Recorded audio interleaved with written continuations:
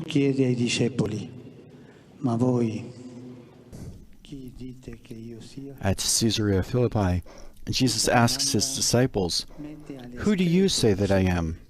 E segna una svolta nel loro cammino dietro il Maestro.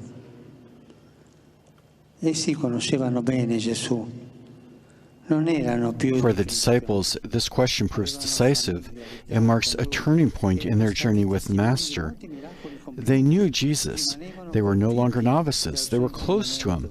They had seen his many miracles, been touched by his teaching, and followed him wherever he went. pensavano ancora come lui.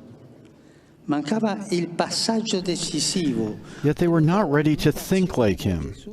all'imitazione. They had to take that decisive step from admiring Jesus to imitating Jesus. Sguardo su ognuno di noi ci interpella personalmente, ma io chi sono? Today, too, the Lord looks at each of us personally and asks, Chi sono per te? "Who am I, in fact, for you?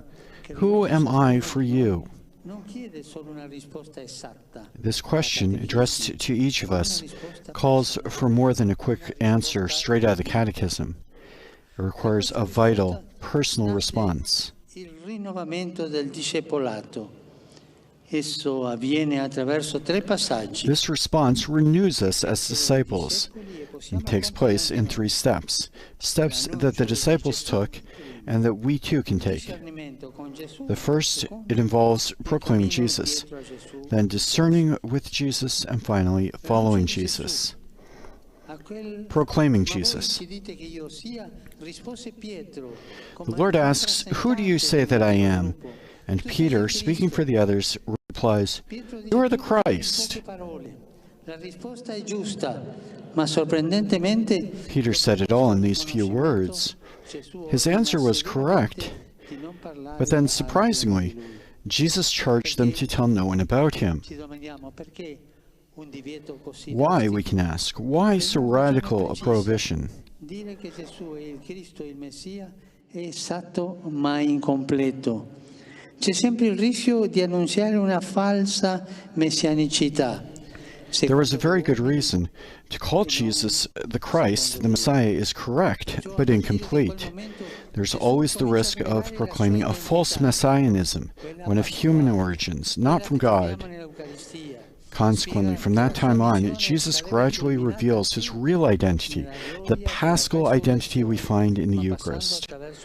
He explains that his mission will culminate in the glory of the resurrection, but only after the abasement of the cross.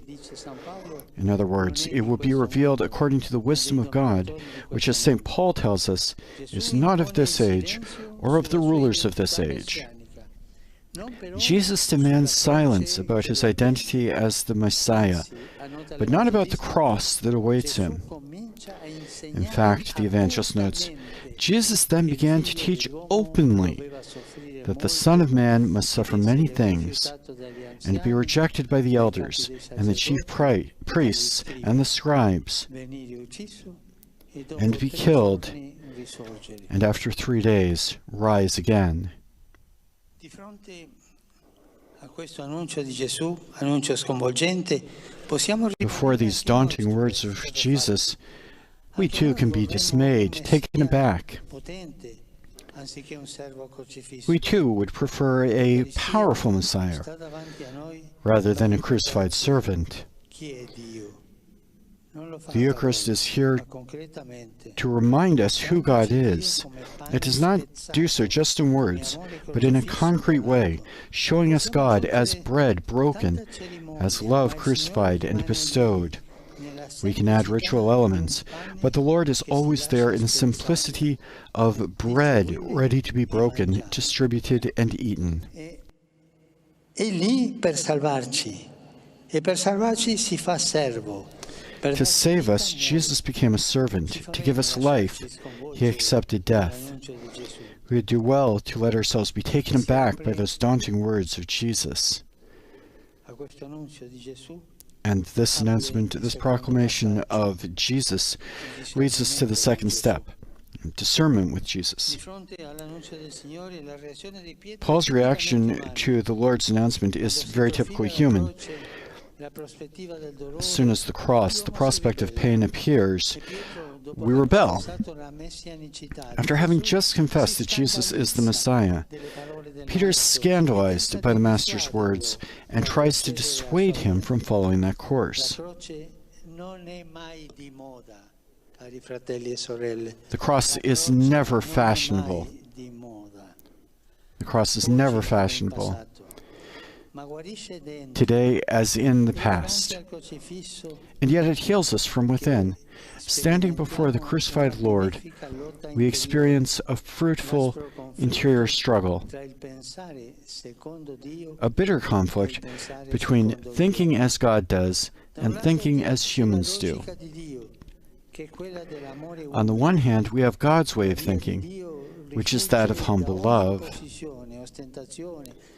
a way of thinking that shuns imposition, ostentation, and triumphalism, and always aims at the good of others, even to the point of self-sacrifice.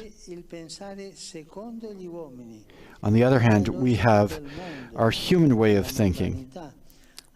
This is the wisdom of the world, attached to honor and privileges, and grasping for prestige and success. In this view, the things that count are self-importance and power, whatever attracts the most attention and respect in the eyes of others.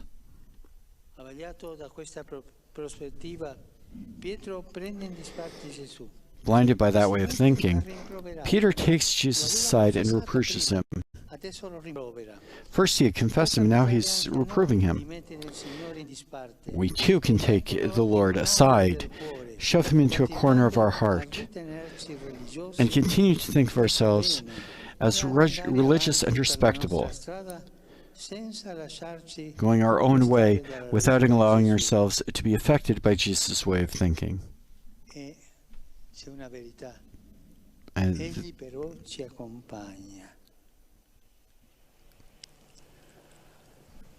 ci accompagna in questa lotta interiore, perché desidera che, come gli apostoli, scegliamo la sua parte.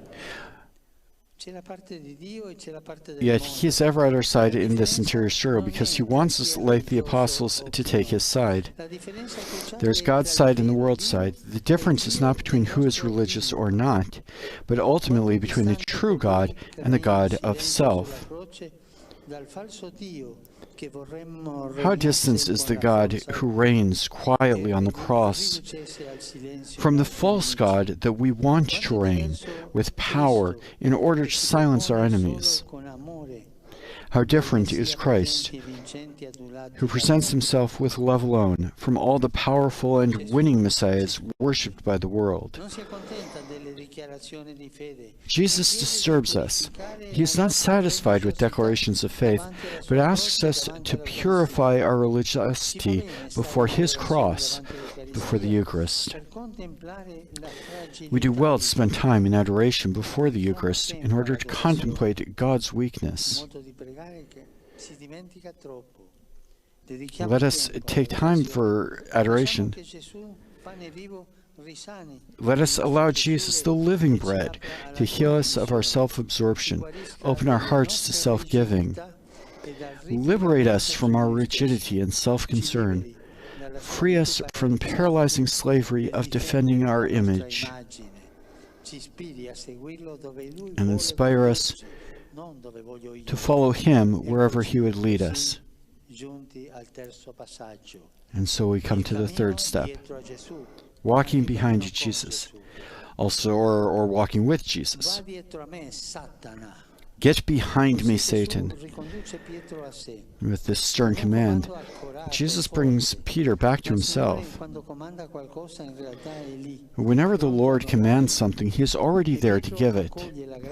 Peter thus receives the grace to step back and once more get behind Jesus. The Christian journey is not a race towards success. Remember this. The Christian journey begins with a step backwards. It begins by stepping back, finding freedom by not needing to be at the center of everything. So Peter realizes that the center is not his Jesus, but the real Jesus.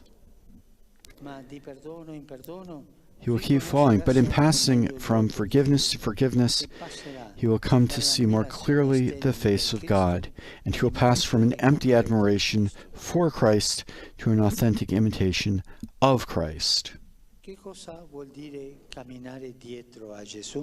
So what does it mean to get behind Jesus? It is to advance through life with Jesus' own confident trust, knowing that we are beloved children of God. It is to follow in the footsteps of the Master who came to serve and not to be served. It is to step out each day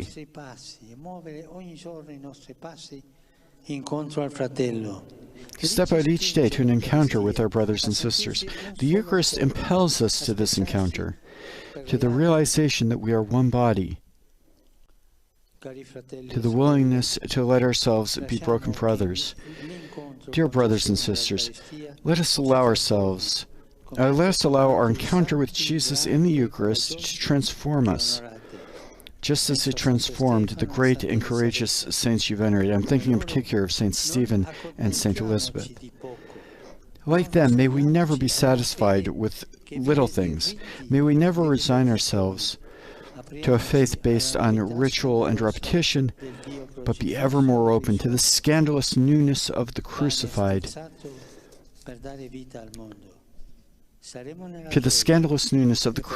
and risen God, the bread broken to give life to the world. In this way, we will be joyful ourselves and bring joy to others. This International Eucharistic Congress marks the end of one journey, but more importantly, the beginning of another.